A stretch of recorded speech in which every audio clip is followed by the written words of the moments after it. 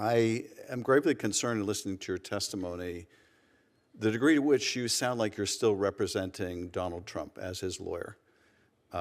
Your criticism of the department, for example, filing a superseding indictment in the January 6th prosecution after a Supreme Court case so that the indictment would conform with that opinion, is the kind of objection I would expect to hear from a criminal defense lawyer, not the kind of statement I would expect to hear from a deputy attorney general. Now, Ms. Bondi, as Attorney General, one of her first acts, established the Orwellian-sounding weaponization working group. In her memo, it says that the work of this weaponization group will be supported by the Office of the Deputy Attorney General. That is the office that you will occupy.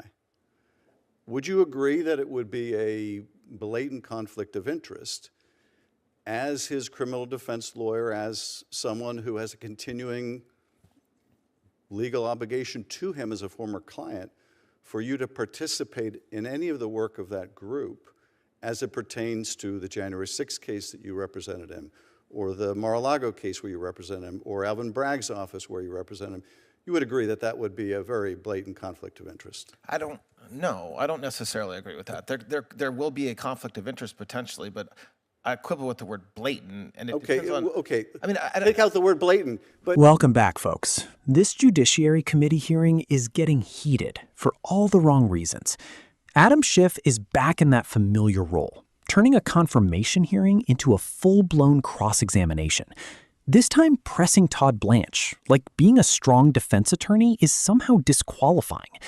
But what stands out immediately is that Blanche isn't playing along with the performance. He's composed, direct, and clearly not interested in getting boxed into political talking points. And the more Schiff pushes, the more it starts to feel like this isn't about answers anymore. It's about control. Stick with me, because the way this unfolds shows exactly how these hearings shift when someone refuses to bend to the pressure. And if you're enjoying breakdowns like this, don't forget to like, subscribe, and share so you don't miss the next one.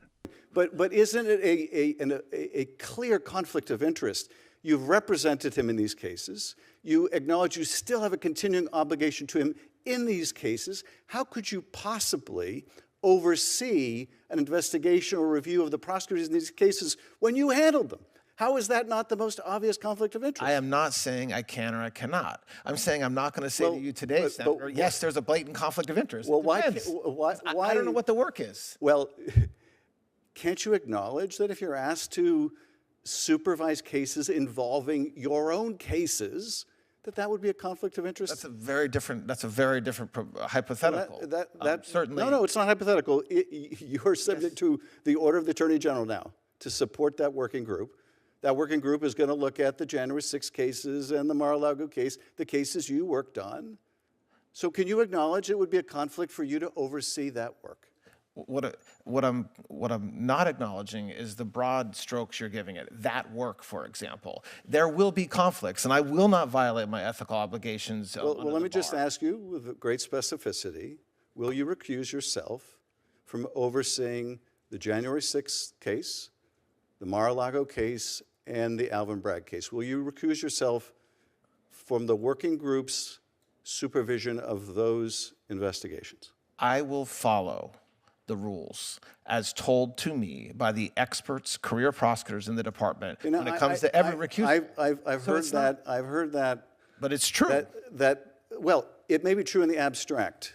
No, it's not abstract. It's true. Well, here's the thing, Mr. Blanche, which you well know. You may very well get some opinion of an ethics lawyer appointed by the administration to tell you that you can exercise your discretion. If you believe it's a conflict, you can say you won't participate. If you don't, you can participate. So you may have discretion. So I'm asking you, how will you exercise that discretion? Will you recuse yourself from overseeing an investigation into matters where you were his lawyer? That shouldn't be hard. You just gave a purely hypothetical, because the hypothetical this is not hypothetical. This is in black and white. It says, and I will read it, I hereby establish the weaponization working group, which will be led by the Office of the Attorney General and supported by the Office of the Deputy Attorney General. So this is what you're going to be asked to do. If you are given the discretion of overseeing cases in which you were his lawyer, will you recuse yourself? It depends. The hypothetical you just described said that a career ethics attorney tells me I do not have to recuse for whatever reason. Because again, we are talking about hypotheticals. If the career Justice Department attorney says to me, you do not have to recuse yourself, I'm not going to sit here today and say that I will still say I will Okay, recuse well, myself. I mean, that answers my question.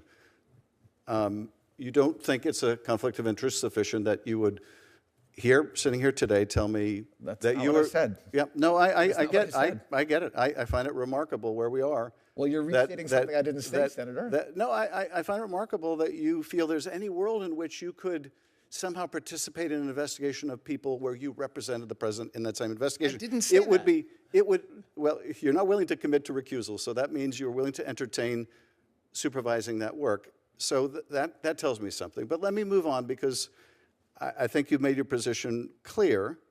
Let me ask you very specifically about the Mar-a-Lago case.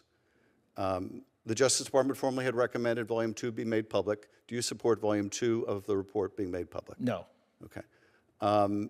Do you commit to preserving the evidence in both those investigations? I commit for sure to following the law and following the rules. But you won't commit to preserving the evidence. Let's say you have the discretion about destroying the evidence. Do you commit today to preserving the evidence in both those cases? I commit to following the law. And if you can't commit to preserving the evidence in those cases in which you were the defense lawyer, I think, again, that speaks to the conflict of interest that you have as the president's defense lawyer. I did not commit to it. I said I would follow the law. No, I'm not sure. I'm not sure what. Mr. Blanche, I understand everybody's going to say generically they'll follow the law. But I've asked you a simple question about whether you will preserve evidence, and you can't say yes. No. You can't say yes. I hope every single DOJ attorney, political, career, or anybody would say they would follow the rules. Oh, wow. Here we go again. This is that same playbook, turning a confirmation hearing into a pressure trap and hoping something sticks. But Blanche isn't giving him anything to work with. The more you watch this exchange play out, the clearer it becomes that Schiff is trying to frame everything through suspicion rather than substance. It's not just about qualifications at this point. It feels like he's trying to force a reaction, trying to get Blanche to step outside of a legal explanation and into a political one. But that's where it falls flat. Blanche stays disciplined, answers cleanly, and doesn't take the bait. And that's the key tension in the room. Schiff is pushing hard, escalating the tone, tightening the questioning. But Blanche isn't reacting emotionally or getting cornered the way the setup seems to expect.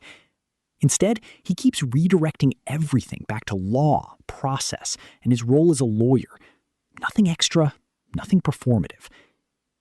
So what you end up seeing is less of a gotcha moment and more of the contrast in styles. One side trying to manufacture pressure, and the other refusing to treat it like anything more than standard questioning.